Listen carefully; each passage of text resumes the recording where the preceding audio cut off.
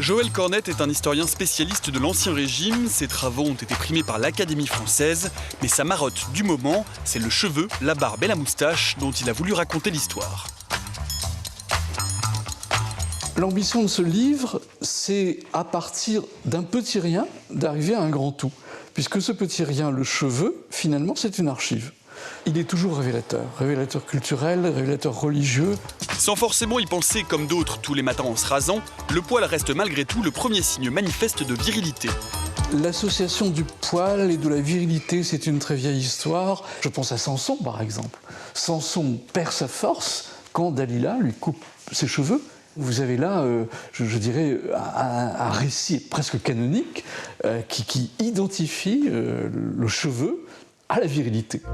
Poil et monarchie ont longtemps fait bon ménage. De la barbe fleurie de Charlemagne à celle de François Ier, la barbe est censée inspirer sagesse et puissance. À partir de Louis XIV, on a l'impression que la pilosité, elle monte du bas du visage au haut du visage. Et le point de bascule, eh bien, c'est un accident, il perd ses cheveux. Et donc, chose étonnante, on lui met une perruque.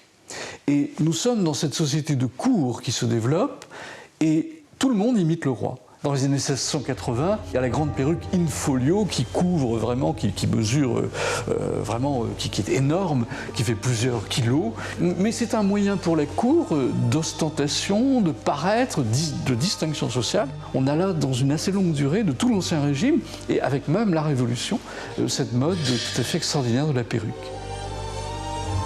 Les perruquiers, les coiffeurs emploient tellement de farine pour poudrer les perruques, c'est la mode de l'époque, que ça contribue à affamer le peuple. On a là quand même un révélateur des très grandes différences sociales et puis de la crise économique, sociale qui va conduire à la Révolution.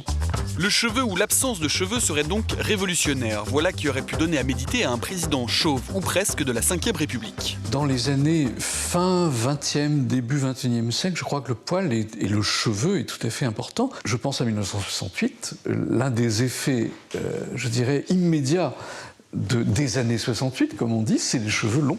Il y avait un désir de retour au naturel, d'éviter la contrainte qui avait pesé sur toute cette génération, des choses qu'il y avait à faire et de celles qu'il n'y avait pas à faire. Alors évidemment, pour cette génération-là, le lisse rend perplexe.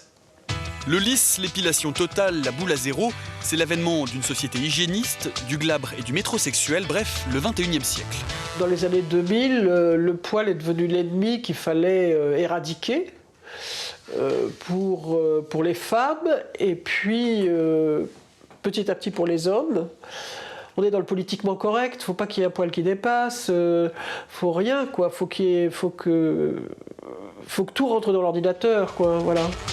De cette absence de pilosité, de cette absence d'aspérité, de cette grande tendance à l'aseptiser, le poil, une fois de plus, s'est rebiffé.